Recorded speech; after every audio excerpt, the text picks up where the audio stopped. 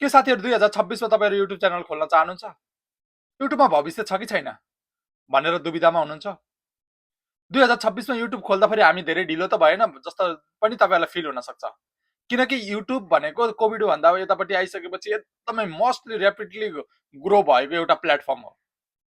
एकदम easy platform, तर एकदमै इम्पोसिबल जस्तो पनि लाग्छ किनकि ट्रेन्डिङमा आउनलाई चाहिँ अलिकति टाइम पनि लाग्न सक्छ हैन।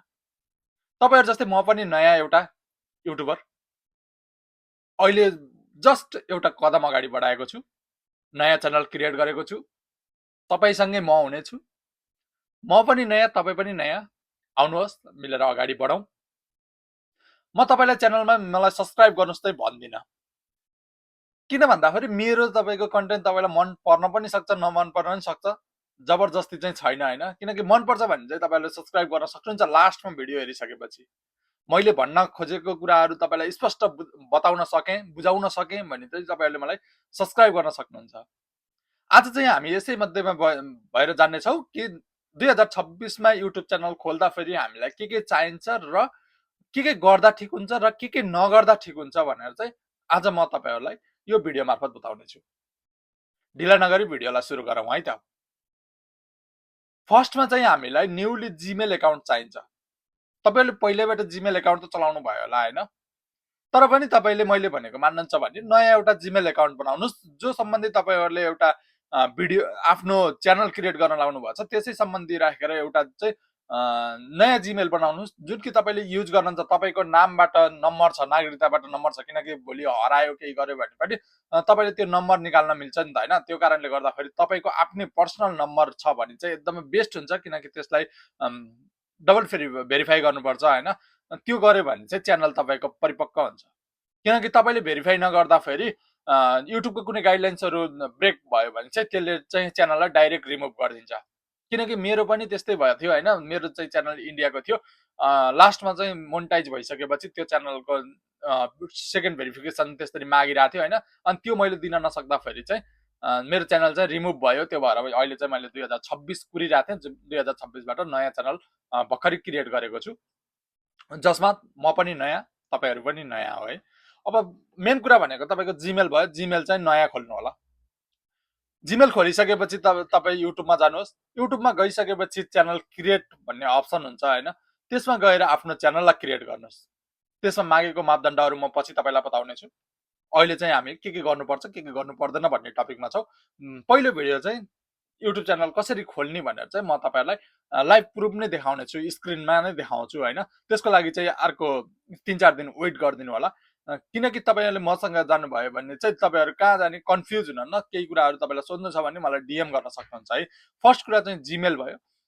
सेकेन्ड कुराहरु चाहिँ भनेको चाहिँ तपाईहरुले धेरै सोच्नु पर्दैन। तपाईसँग फोन छ नि हैन, त्यही फोनको क्यामेरा नै युज गर्न सक्नुहुन्छ। किनकि यस्तो कुनै बास छैन कि तपाईँ आज युट्युब सुरु गर्दै हुनुहुन्छ भनिसकेपछि तपाईलाई क्यामेरा चाहिने या एक्सन क्यामेराहरु, गोप्रोहरु या एक्सन 3 हरु जस्तो चाहिने या माइकहरु चाहिने त्यस्तो केही पनि छैन। मैले पनि अहिले नर्मली एउटा फोनबाट नै गरेको छु। एउटा आफ्नो जुन फोन छ त्यसलाई चाहिँ तपाईको क्वालिटी अलिकति राम्रो छ भने त्यसैले युज गर्न सक्नुहुन्छ। किनकि तपाईको फोनको क्वालिटी होइन, तपाईको कन्टेन्ट बिक्ने हो। युट्युबमा तपाईको कन्टेन्ट राम्रो छ भने 100% तपाईको कन्टेन्ट रुचाइने छ। बोल्नलाई चाहिँ कन्फिडेन्स लेभल चाहिँ चाहिन्छ। थर्डमा छ सेटअप। तपाई आफ्नो घरको, आफ्नो रुमको या कतै तपाईलाई कसैले डिस्टर्ब नगर्ने, तपाईले भिडियो रेकर्ड गर्दा फेरि तपाईले स्क्रिप्ट पढ्दा फेरि चाहिँ कसैले डिस्टर्ब नगर्ने ठाउँ एउटा चाहिँ चुज गर्नु होला सबभन्दा पहिला। यदि भ्लगिङ गर्नुहुन्छ भने त केही छैन, किनकि बाटोमै तपाईहरु बोल्दै हिँड्न सक्नुहुन्छ हैन। त्यसको लागि चाहिँ एउटा पहिला नै नर्मली स्क्रिप्ट कहाँबाट सुरु गर्ने, कसरी सुरु गर्ने भनेर स्क्रिप्ट लेख्दा फेरि हुन्छ भने तपाईहरु कुनै स्टोरी कुनै टपिक्सहरुमा कुरा गर्दै हुनुहुन्छ या घरबाट नै यस्तै इन्फर्मेटिभ भिडियोहरु या केही गर्दै हुनुहुन्छ, बनाउँदै हुनुहुन्छ भने चाहिँ मेनली तपाईले एउटा रुमको कुनै कुनालाई चाहिँ आफ्नो पर्सनल्ली सेटअप बनाउनुस्, जहाँ देख्दा फेरि अलिकति तपाईलाई सहज होस्, बस्दा फेरि कसैले डिस्टर्ब नगरोस्, तपाईले बोलेको कुरामा कसैले पनि डिस्टर्ब नगरोस् हैन। शान्त वातावरण, तपाईलाई त्यहाँ बसेर काम गर्नलाई चाहिँ एकदमै मजा आओस्। जसमा तपाईँले भिडियो एडिट गर्नलाई पनि सहज हुन्छ जस्तो लाग्छ मलाई होइन। त्यो भएर थर्डमा चाहिँ तपाईँहरूले आफ्नो एरिया चाहिँ फोर्थ नम्बरमा जाउँ। तपाईँले च्यानल क्रिएट गरिसकेपछि तपाईँलाई लोगो र ब्यानरको चाहिँ जरुरत हुन्छ। त्यो चाहिँ तपाईँले आफैले एकदमै चुज गरेर बनाउन सक्नुहुन्छ। आजकल त तपाईँको च्याट जिपिटीहरू पनि युज गर्नुहुन्छ भने च्याट जिपिटीहरूबाट नि हुन्छ। त्यो कसरी हुन्छ भनेर चाहिँ म तपाईँलाई अघिल्लो कुनै भिडियोहरूमा बताउने छु, किनकि अब हामी चाहिँ स्टेप बाई स्टेप तपाईँहरूलाई त्यसरी बताउनेवाला नै छौँ। पाँचौँ नम्बरमा चाहिँ तपाईँहरूलाई भिडियो एडिट गर्नलाई कुनै एप चाहिन सक्छ जसको वाटरमार्क नआओस् होइन। वाटरमार्क नआइकन कुनै एपबाट गर्न सकिन्छ, त्यो पनि फ्री अफ कस्ट होस्, किनकि सुरुमा हामीसँग इन्भेस्ट गर्नलाई पैसा हुँदैन। त्यो कारणले गर्दाखेरि हामीलाई फ्री अफ कस्टको एप चाहिन सक्छ होइन। त्यसको लागि पनि म तपाईँलाई सुझाव दिनेछु कुन चाहिँ एप भनेर। म लाइभ प्रुफ जस्तो अहिले मैले हालेको भिडियोमा तपाईँले कुनै वाटरमार्क नदेख्न सक्नुहुन्छ, त्यो तरिकाले कुन एपबाट तपाईँले वाटरमार्क बिनाको भिडियोहरू अपलोड गर्न सक्नुहुन्छ भनेर चाहिँ म तपाईँलाई अर्को भिडियोमा बनाउने छु। अब युट्युबको बारेमा कुरा गर्दाखेरि त धेरै नै टपिक्सहरू छ, किनकि मेरो लामो एक्सपिरियन्सले गर्दाखेरि अहिले यो च्यानल मात्रै नयाँ हो। योभन्दा पहिला पहिला अरू पनि च्यानलमा काम गरिसकेको छु र मेरो भ्लग च्यानल पनि छ। तर नेपालमा मैले आफूले जान्न खोजेको कुराहरू खोज्दाखेरि चाहिँ मैले पाउँदिनँ। त्यो नपाएको कारणले गर्दाखेरि मैले धेरै जस्तो इन्डियन च्यानलको सपोर्ट लिनुपर्छ। यो सपोर्ट चाहिँ तपाईँहरूले लिन नपरोस् भनेर चाहिँ म यो च्यानल बनाएको हो होइन। सुरुको भिडियोमा चाहिँ तपाईँहरूलाई अलिकति अनकन्सियस जस्तो लाग्न सक्छ होइन, किनकि मेरो बोल्ने कन्फिडेन्स लेभलदेखि लिएर हरेक कुराहरूमा चाहिँ तपाईँहरूलाई कमजोरी लाग्न सक्छ, किनकि यो मेरो फर्स्ट ट्राई हो होइन।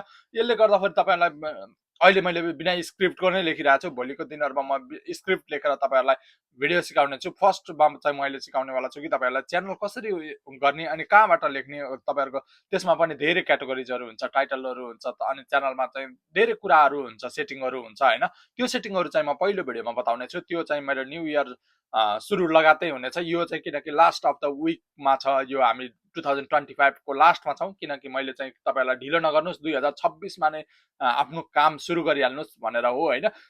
आज ढिलो गऱ्यो भने आज तपाईँ 1 महिना कुर्नुभयो, 2 महिना कुर्नुभयो भने तपाईँ ढिलो हुँदै जानुहुन्छ। त्यही भएर 2025बाट नै 2025लाई त्यागेर 2026 जस्तो स्टार्ट हुन्छ त्यस्तैबाट तपाईँहरू पनि युट्युब क्यारियर सुरु गर्नुहोस्। मसँग क्यारियर सुरु गरेको कतिजना सक्सेस हुनुहुन्छ, कतिजना फेल हुनुहुन्छ त्यो त अलगै कुरा हो। भोलि म फेल भएर तपाईँहरू सक्सेस हुन सक्नुहुन्छ होइन।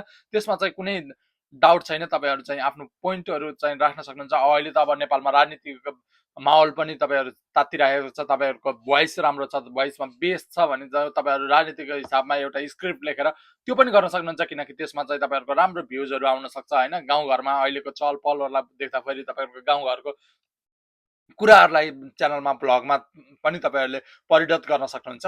आजको भिडियो चाहिँ म खासै लामो बनाउन चाहिनँ साथीहरू। त्यही भएर 2026मा तपाईँहरू यदि युट्युब च्यानल खोल्ने सोच्दै हुनुहुन्छ भने ढिला नगर्नु होला है त।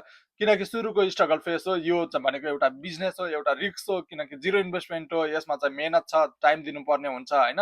टाइम दिनु होला, एक न एक दिन तपाईँ सक्सेस हुनुहुन्छ अवश्य पनि होइन।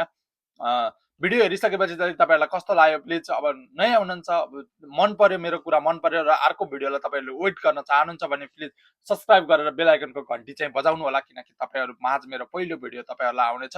र साथीहरूमा सेयर पनि गरिदिनु होला, किनकि म एकदमै क्लियरली तपाईँहरूलाई बताउँछु। र तपाईँहरू मलाई डिएम गर्नुभयो भने म मेरो वाट्सएप नम्बरहरू पनि दिनेछु, जसले गर्दाखेरि तपाईँहरूलाई भिडियोहरू एडिट गर्नलाई या तपाईँहरूलाई थम्बनेल बनाउनलाई यताउता गर्नलाई चाहिँ सजिलो होस् भनेको लागि है त। हुन्छ, छुटौँ आजको भिडियोमा यति नै।